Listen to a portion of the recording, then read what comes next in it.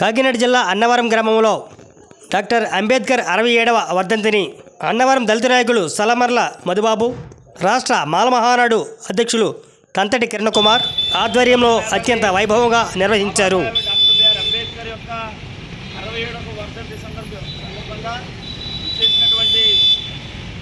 రాష్ట్ర జేబీ మాలమహానాడు అధ్యక్షులు కంతటి కిరణ్ గారికి, సోదరుడు ఎంపీడీసీ, అదేవిధంగా బృందానికి, ఉన్నటువంటి అంబేద్కర్ వారందరూ కూడా నా జేబీని తెలియజేస్తా ఉన్నాను. ఈరోజు ప్రపంచవ్యాప్తంగా బాబాసాహెబ్ అంబేద్కర్ యొక్క జ్ఞానం, ఆయన చదువుకున్నటువంటి చదువు వెనకబడినటువంటి మన జాతులు, మన కులాలు అయినటువంటి మనకు ఎంతో ఉపయోగపడతా ఉంది. అయినప్పటికీ కూడా ఈరోజు బాబాసాహెబ్ అంబేద్కర్ విగ్రహాల మీద దాడులు జరుగుతూ ఉన్నాయి, మన జాతుల మీద దాడులు జరుగుతూ ఉన్నాయి.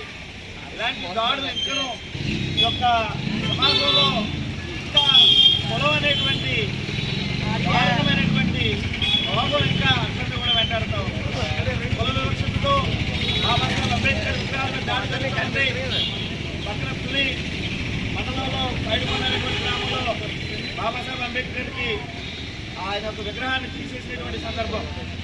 ఇప్పుడే చెప్తా ఉన్నారు కిరణ్ గారు, మేము కూడా అక్కడికి వెళ్ళాలని చెప్పేసాను. ఇంకా ఈ యొక్క సమాజంలో ఇలాంటివి ఉన్నాయి కాబట్టి యువత ఆలోచన చేయాలి, యువత బాగా చదువుకోవాలి, చదువుకొని అంబేద్కర్ యొక్క ఆలోచన విధానాన్ని ముందుకు తీసుకుని వెళ్ళాలి. సమాజంలో ఉద్యోగులుగా, సమాజంలో నాయకులుగా మీరు ఎదగాలి. అంతేగాని చెడు అలవాట్లు లోనైపోయి అనేక విధాలుగా తిరిగితే అంబేద్కర్ అవమానం. అంబేద్కర్ యొక్క గౌరవాన్ని మనం వెనుమడింపు చేసేటువంటి విధంగా యువత తయారవ్వాలని చెప్పేసి వర్ధంతి సందర్భంగా యువతకు తెలియజేస్తూ ఈ అవకాశం ఇచ్చినటువంటి న్యాయవాది రాయ శ్రీనివాసరావు గారికి నా జైలు తెలియజేస్తాను.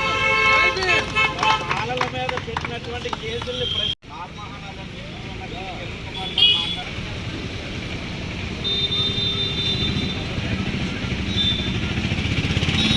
అయితే మరి సోదరులారా, ఈరోజు భారతరత్న, ప్రపంచ మేధావి బాబాసాహెబ్ అంబేద్కర్ 67వ వర్ధంతి మరి పురస్కరించుకొని మన అన్నవరం గ్రామానికి మధు గారు, నాయుడు గారు మమ్మల్ని ఆహ్వానించినందుకు యూత్ వారికి, గ్రామ సభ్యులందరికీ ప్రత్యేకమైన జైబీలు.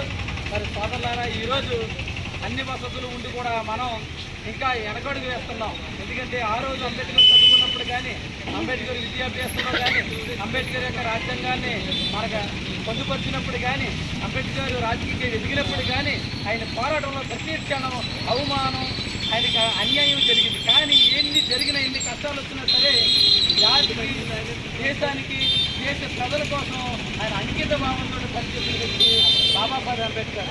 ఈరోజు మనం ఇంత బదిలీంగా, పవిత్రంగా, ఉన్నతమైన గౌరవంగా బతికేము అంటే కారణం బాబాసాహెబ్ అంబేద్కర్. ఈరోజు భారతదేశంలో ప్రతి ప్రజానికానికి స్వేచ్ఛ, సమానత్వాన్ని అందించిన మహనీయుడు బాబాసాహెబ్ అంబేద్కర్.